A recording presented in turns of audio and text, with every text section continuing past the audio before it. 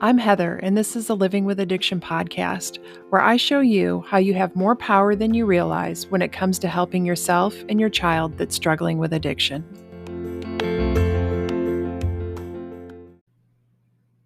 Hey, I just want to record an introduction and share a few things before today's episode. This episode is the end of season 1, and I'm sorry, I know it's going to come out late. I accidentally sent the wrong podcast to my editor because this is the second interview that I'm doing with Helanna, and I accidentally sent him the first interview. Luckily, he caught it, but yeah, I'm not sure when I'm going to get it back. I just know that you guys are going to be hearing this late. So I'm ending season 1 to take a little time away from podcasting to create some more offerings that I've been dreaming up. I don't have an exact timeline yet, but it'll probably be 2 or 3 months before I start podcasting again. I'll be putting out some intermittent bonus episodes between seasons, though. So stay tuned for those. Make sure you're subscribed to the podcast so you get those bonus episodes. And then when season 2 starts, you'll automatically get that delivered to you. So I'm not going anywhere. I don't want anybody to panic. I'll still be posting in social media. And so still, make sure that you're following me on social media so you're getting my posts. I'll be available in my Facebook group. I interact in there if anyone posts or comments anything. I'll also be sending emails to my subscribers. So there's a lot of ways that we can stay in touch between the podcast seasons. There are links to all of those resources and my social media I just mentioned in the show notes. And of course, you can always sign up for a call. That's also in the links in my show notes. The other thing I want to share about before I do my introduction to this episode is about breast cancer awareness. It's October. October's Breast Cancer Awareness Month. And as many of you know, I was diagnosed with breast cancer in February. But what you might not know is that I was a year overdue for my mammogram, and I was planning to skip my mammogram again at the end of 2020. Breast cancer doesn't run in my family. I'm a healthy person. I felt like there was no reason for me to get it done. The lump in my breast was not detectable by self-exam, and the doctors couldn't even find it once they knew where it was. And that's even possible for women who have later stages of breast cancer than mine. So self-exam is just one step in the process of screening. It's so important to take that step and go get a mammogram, whether you feel anything or not. It took divine intervention for me to get that mammogram last year. I was going to a new doctor appointment in December, and her office was in the hospital where there's other doctors' offices, and they also had the local place where you get mammograms done there as well. And I actually got there much earlier than I normally would for an appointment because I was afraid that I would get lost. And I did. I got lost looking for the doctor's office. So I asked somebody to help me. And this guy was kind enough to walk me to my doctor's office. He walked me right to the door, but he brought me to the wrong place. He dropped me off where you get mammograms. And I looked at my watch and saw that I still had plenty of time before my appointment. There was nobody in line at the front desk at the mammogram place, and I just decided to make an appointment while I was there. That appointment led to them noticing some changes from my previous mammograms. I had to have some additional imaging, and then I had a biopsy. They actually left the decision to have the biopsy up to me. They left the decision up to me. They said I had a 30% chance of having breast cancer, and I could choose to watch it for another year and see what happens, or 2 more years, or I could just go ahead and get the biopsy. And I'm so grateful that I went ahead and just got the biopsy. I did not want just watching it to see what happened hanging over my head for the next couple of years. So I'm really glad that I took that step as well, because of course it was confirmed that I had breast cancer. And I feel so lucky that I got that mammogram, even though I had planned not to. I'm so grateful for the divine intervention that day that led me to the mammogram place. And just the thought of like, well, this will be easy, just do it. Mammograms are so quick. Every place I've ever been to get one, you're, in and out in like 15 or 20 minutes. They're the most efficient place to have any kind of screening. And maybe there's a reason for that so that people will actually do it. Because 1 in 8 women will get breast cancer. And I had no idea about that statistic, which is just staggering to me. I had no idea that 1 in 8 women got breast cancer until I was researching after my diagnosis. So, if you haven't had your mammogram or you're considering not do it, I just ask you to please do it. Reconsider. Early detection gives you the most options. I'm in a support group for women who have breast cancer, and it's an online group, and there's 21,000 members. And there's been so many posts where people were trying to figure out what we all have in common. And there just really isn't, there's all ages and ranges of women in this group. And when I was first diagnosed, I would get so angry because, I had to go to all these new doctors. And every time you go to the new doctor, you've got to fill out the health questionnaire. And it just made me mad every time because I was so healthy. I just could not understand why I got breast cancer. And I'm sharing this with you to encourage you to get your mammogram, even if you don't think you need it. I didn't think I needed it. So it's really important. It doesn't take much time, and you want to catch it as early as you possibly can so that you have as many options as possible. So, on to today's episode. I did a follow up interview with my daughter, Helanna, because I had some questions come up after our last interview. So, what I want to encourage you to do is listen for the familiarities, the similarities in her story. Not the similarities to your child, but the similarities to you. Her and I have said it in both episodes that our relationship started changing when we started seeing our similarities. And I can't stress enough how important that is. It might be too emotional for you to see your similarities with your own child right now, but if you can start seeing them with Helena, that can help open the door for you to start seeing them with your child. Train your brain to start seeing similarities instead of differences with everyone. We're all the same at heart. Seeing those similarities instead of differences creates compassion and connection. We all just want love and connection, and we're trying to figure out how to get our needs met without even fully understanding our needs, let alone knowing healthy ways to get them met. So, here's my second interview with Helena. We covered some great topics, and I hope you enjoy it.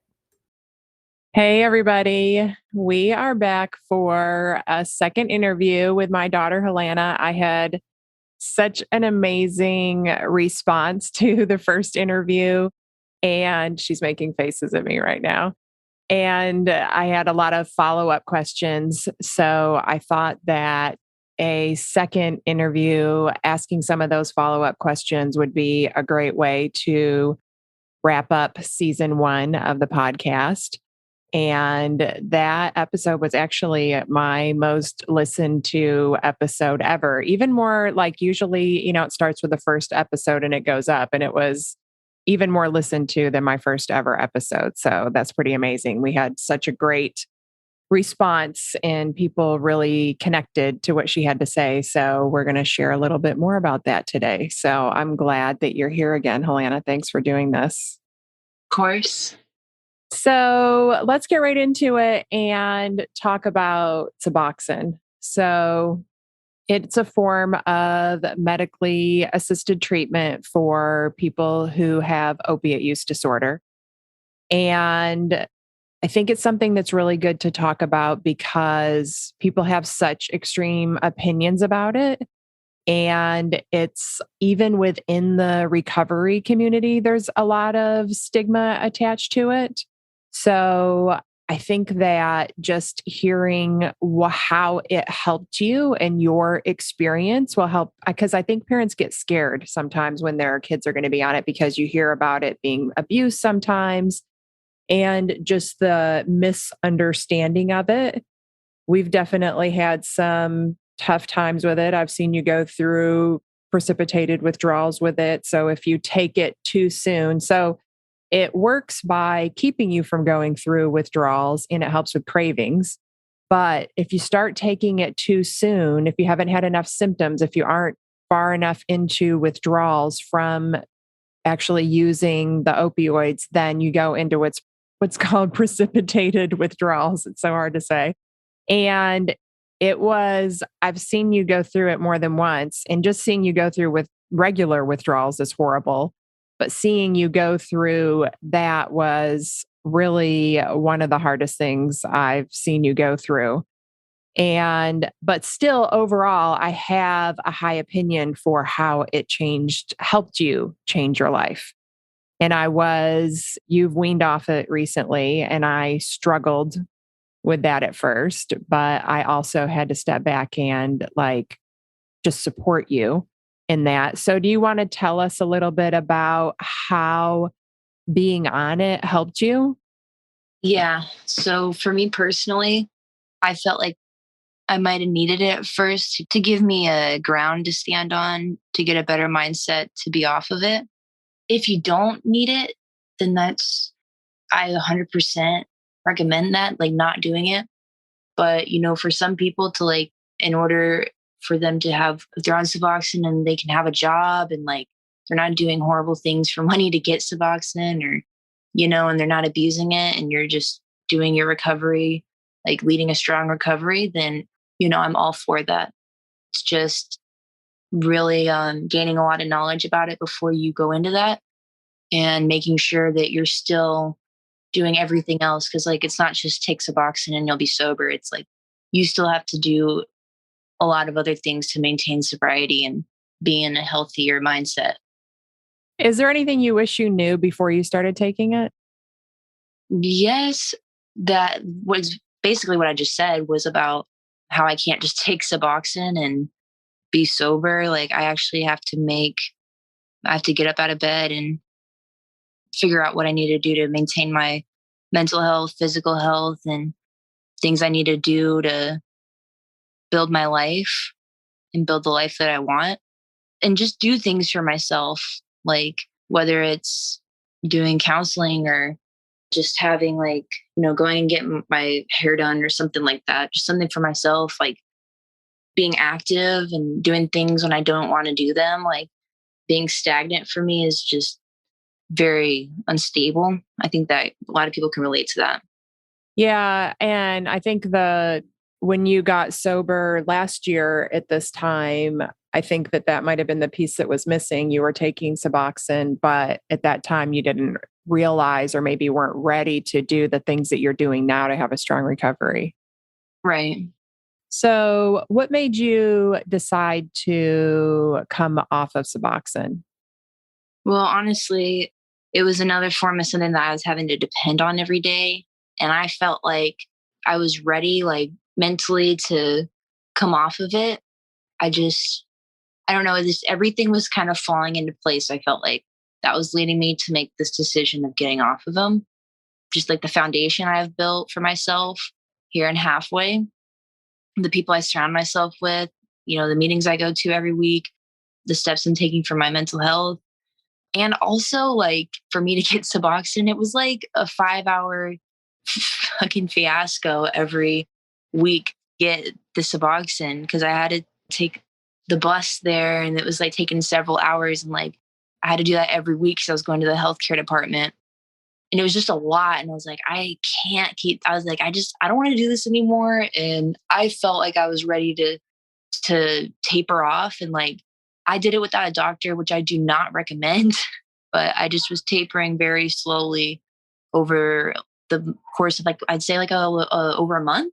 And then I got down to half a milligram and then got off of it. And it was actually a pretty decent transition. It's just the mental part was worse than the physical, way worse. I'm very grateful that I have the support that I do now. And especially with you and, the people that I live with here. And because without that, I wouldn't have been able to succeed, I feel like. So, yeah, the Suboxone's very regulated, and she was having to go through a lot of work to get it.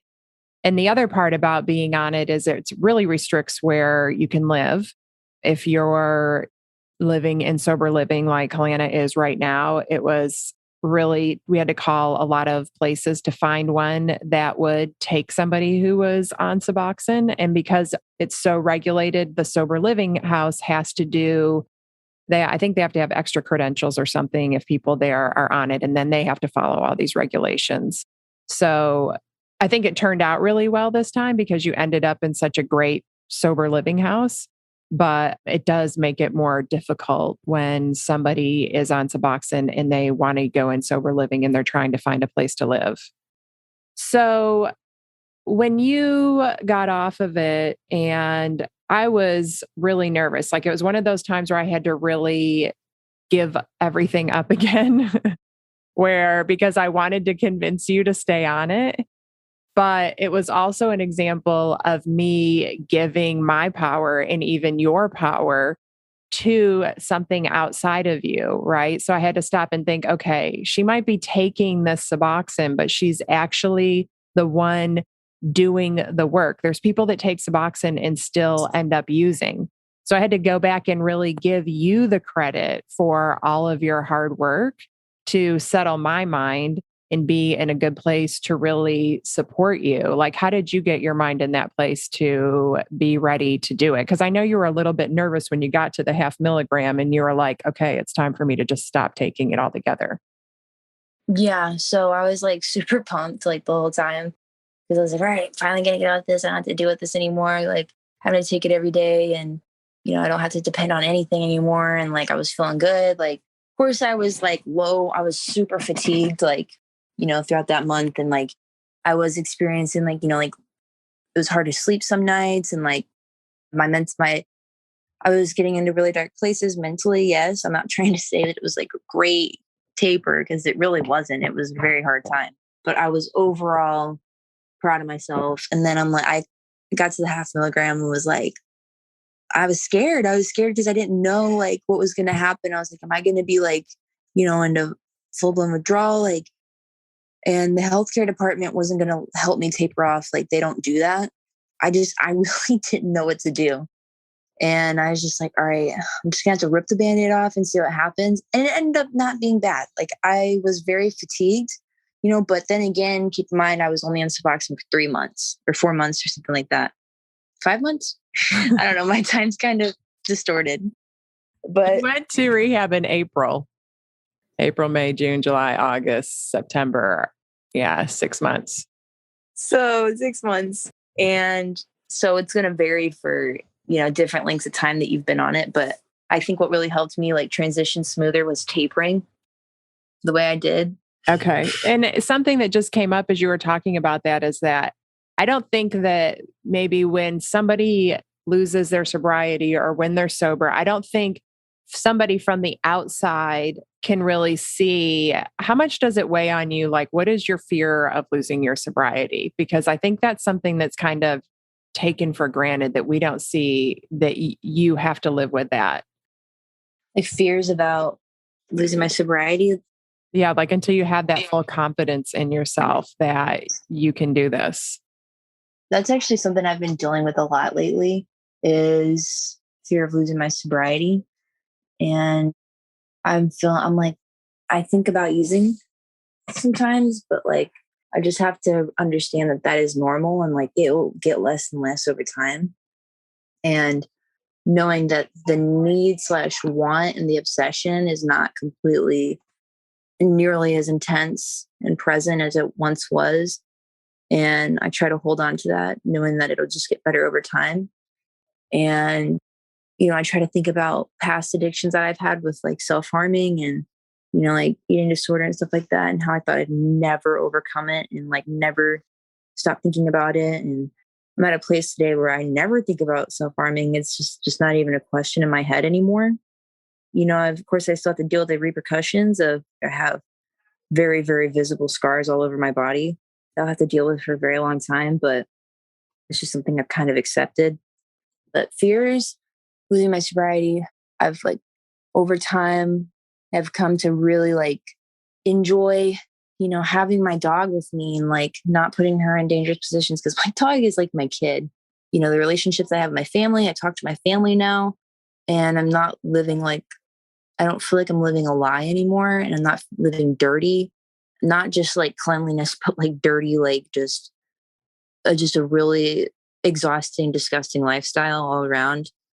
And I have fear of, losing the support that I have and yeah, all the stuff that comes with that.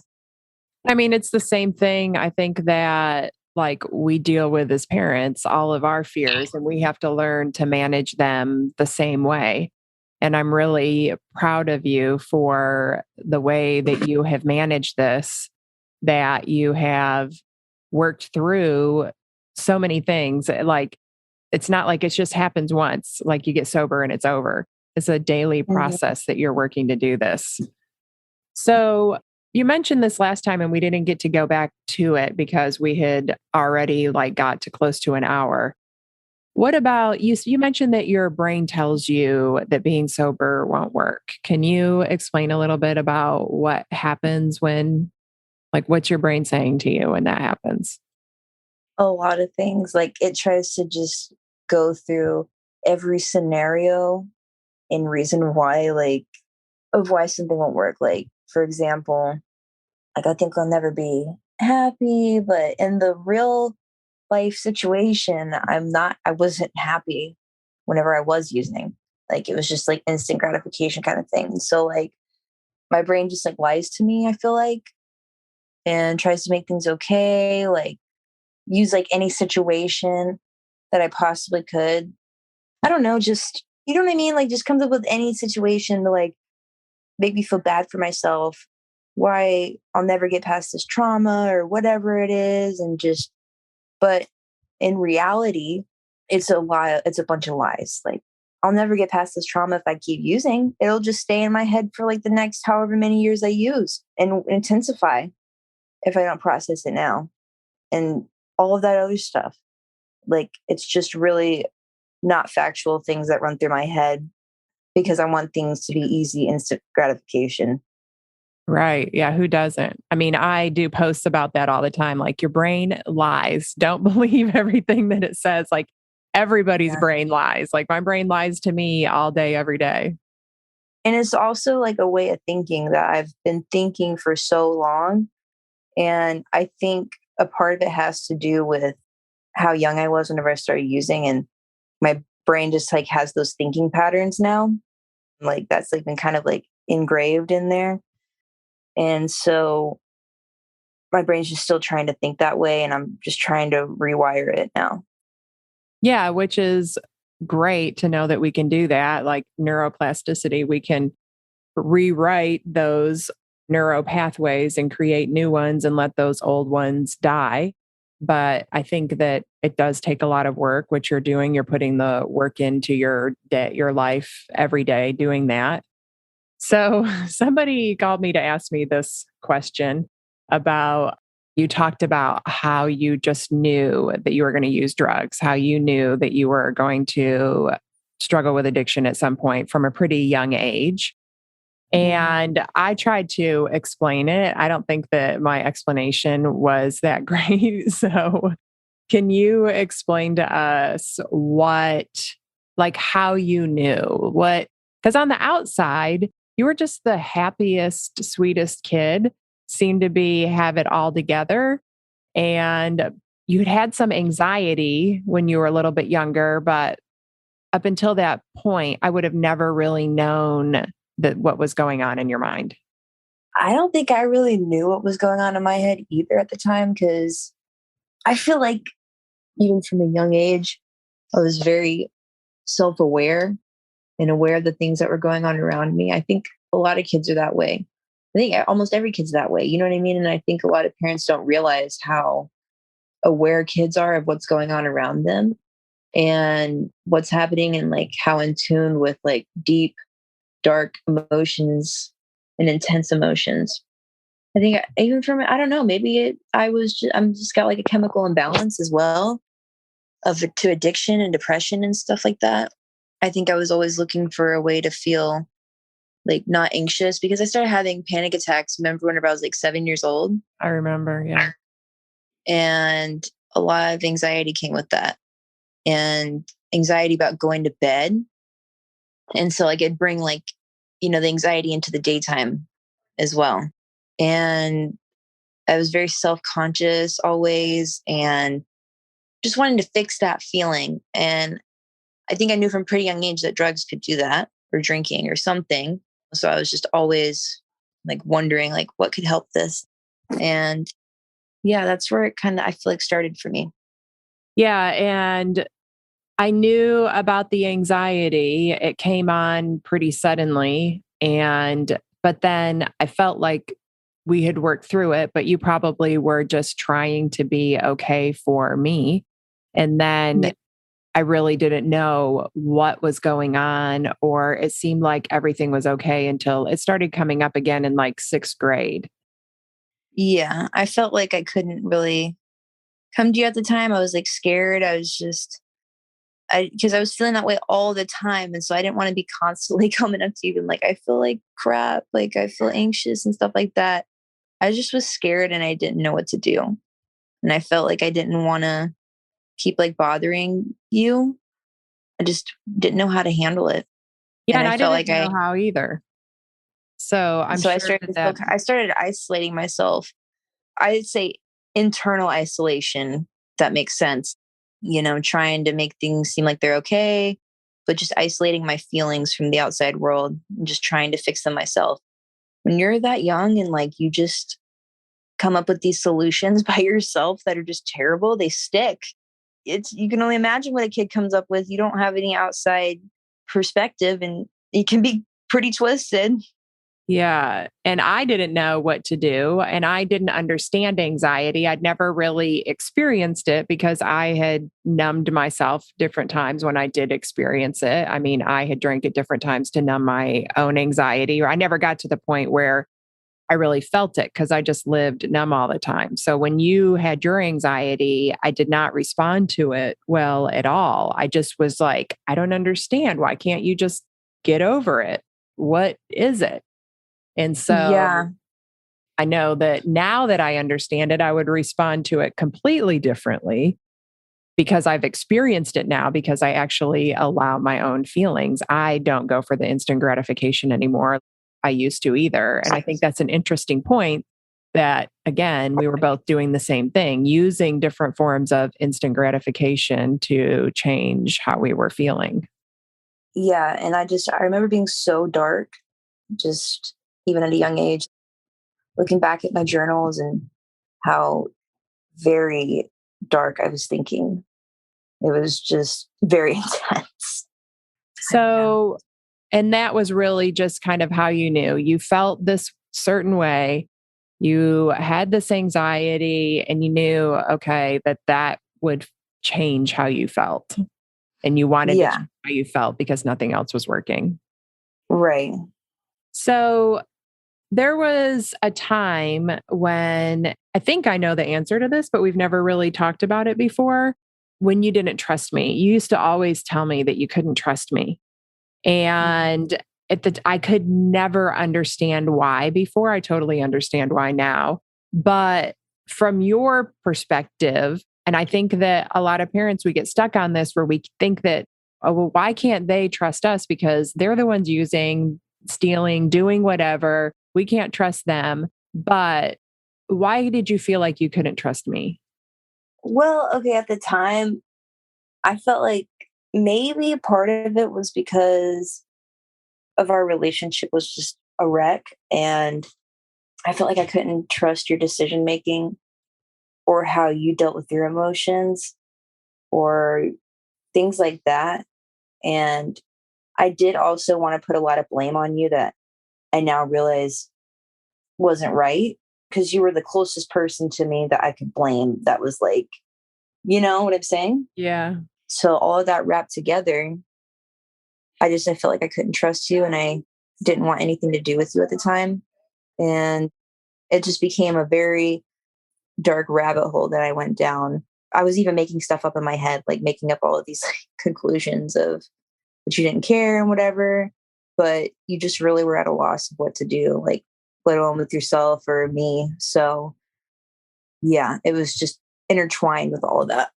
Yeah. And I was also constantly telling you to feel different than you felt and not just listening to you.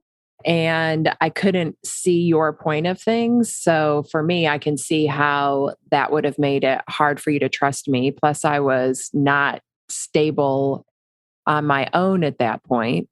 But what made you start trusting me again? Because we eventually did build that trust up. And oh, I wanted to say one more thing that you mentioned about how you were taking it out on me because you're the closest person, which is something that, or I was the closest person to you, which is something that's actually pretty normal. That happens a lot, that when somebody's going through a hard time, the person who is safest for them and the person that they're closest to is the person they'll often take it out on. And so I knew that at the time, and it did not make it any easier.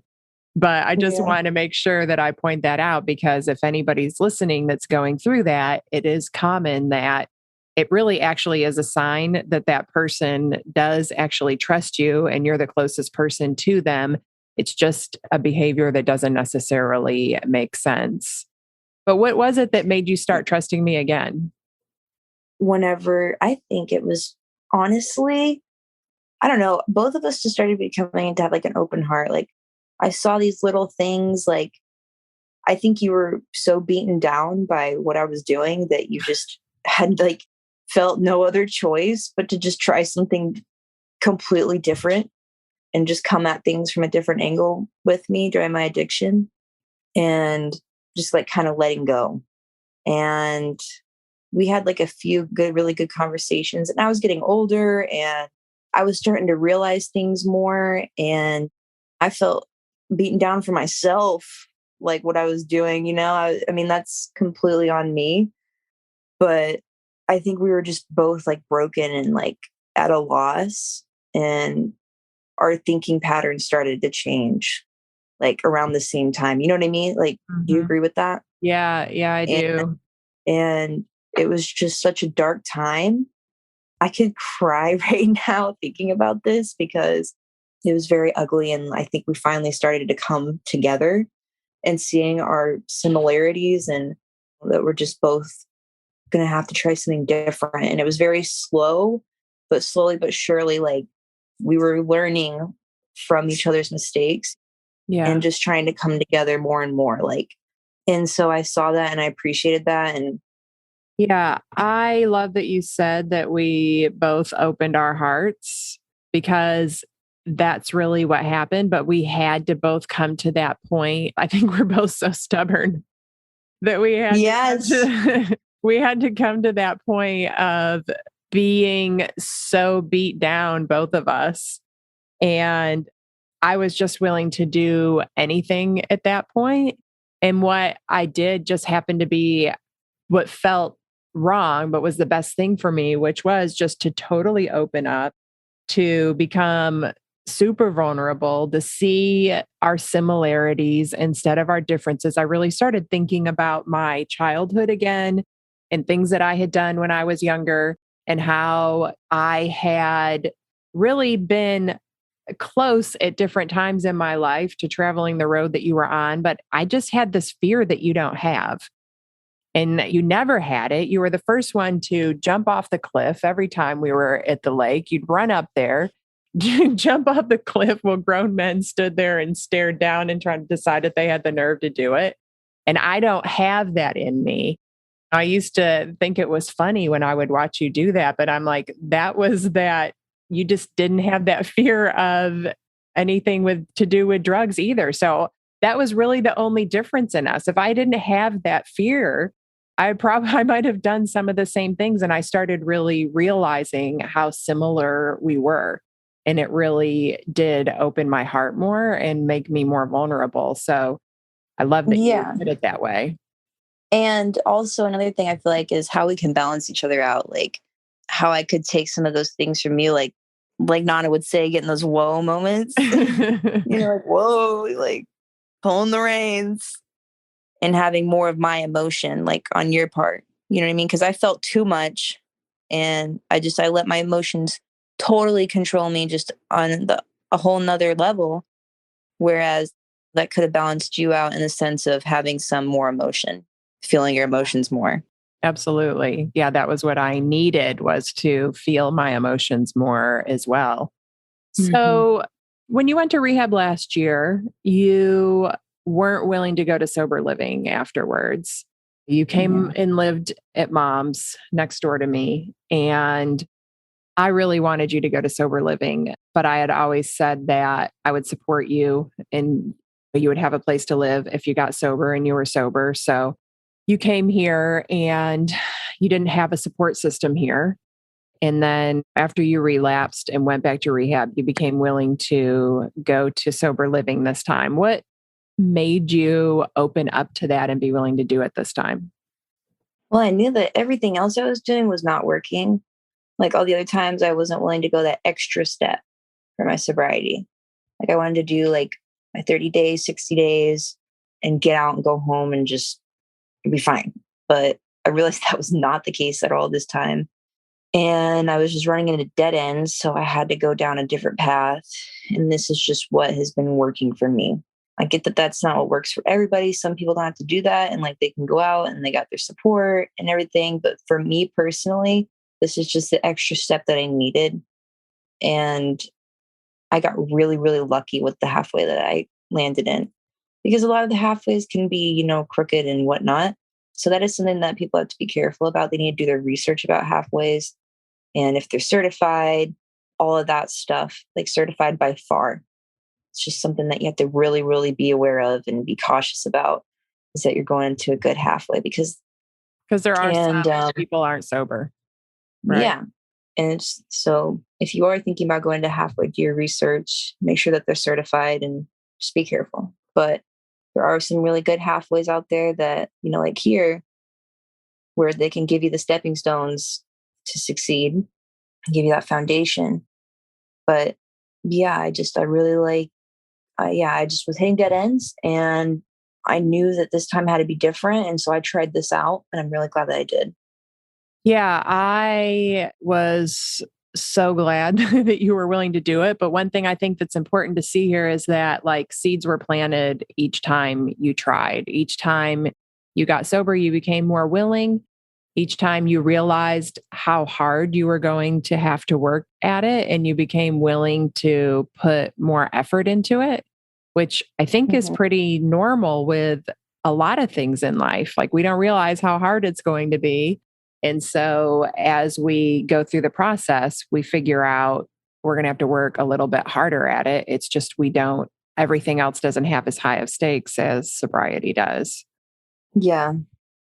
So, and this is another thing that we talked about for just a minute last time was that we talked about like traditional parenting roles and how I had to just totally let go of those in order to start relating to you, to start having a better relationship with you. I had this idea of of a parent being more of an authority figure and that I was supposed to be the one teaching you when really you've been my greatest teacher in life. And once I started realizing that that was okay, that it was like a give and take, that we're supposed to learn from each other. And I didn't always have to have all of the answers and I didn't have to be perfect, that I was able to start changing how I showed up as your mom and start learning from you. Like it was really me learning from you that opened my heart. So, what do you think like will help parents relate? Like what some of the stuff that I was doing that you were glad that I let go of that will help parents relate to their kids better? I think kind of putting like what you kind of talked about earlier, like thinking about whenever you were a kid and whenever you were that age. And it might take a little bit of time to really dig deep in there. because it is hard to put yourself back in that mindset because it's been so many years, or you're just a completely different person now. But sometimes it's necessary to go back and revisit that mindset to help you understand why they're really feeling that way, and just like listening and really taking it in and taking them seriously, because it's, you might think, oh, whatever, like their life's so good. Like, why are they feeling like this? But it's very, that life is real to them, whatever's going on in their head. It doesn't matter. Like, yeah, it's just really having a deep understanding and being able to balance out logic and emotion. Yeah. And that was one thing I really did not understand that seems ridiculous now that I didn't understand it, is that your experience could be completely different than my experience of something, but it could be just as right that your experience was completely different. Like, we're all processing life through a different lens of what we've experienced or our age. So I had to really learn to allow you to have your own experience, your own story that was different than mine, instead of needing you to have the same story and experience as I had, because my story and experience was also clouded by me somehow being a good mom in that scenario. And if you weren't having a great experience, then I wasn't a good mom. And I was just owning everything. And when I was able to let that go and take some of that pressure off of you and let you have your own experience, I can still remember it was like one of the first times that you let me hug you in a long time. We were in the bathroom in the house on Miller Avenue, and you hadn't let me hug you for a really long time. But that night, for some reason, I had not tried to tell you you were wrong when you were telling me how you felt. And it was the first time in a really long time you let me hug you. Yeah, it's crazy. I was very disconnected. And so I think I probably really appreciated that. Just, I felt like understood a little bit. And I'm sure I just soaked that in. That helped me open up to hug you. Yeah. And now you probably don't want me sharing this. I make you sit on my lap all the time. I'm like, I've got to get all those years of hugs back. So Like, funny. I'm going to hold you until you make me stop now. Well, that's really the last thing that I had to ask you about. Is there anything that I didn't cover that you think we need to share? No, I don't think so. Well, I really appreciate you taking the time out again to do this and answer some more questions. And I think it's a great way to end season 1 of this podcast, sharing this and the fact that I wouldn't be doing this without you, and that I get to end this season with you. It means a lot to me. So I really appreciate you doing this. Oh, of course.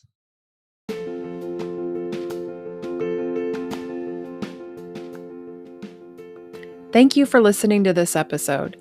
If you want to learn more about my work, go to heatherrosscoaching.com. If you want to help other parents who are struggling with a child's addiction, you can do it 2 different ways. First, you can share the podcast with them directly, or you can share it on your social media. Second, you can leave a review. Talk to you next week.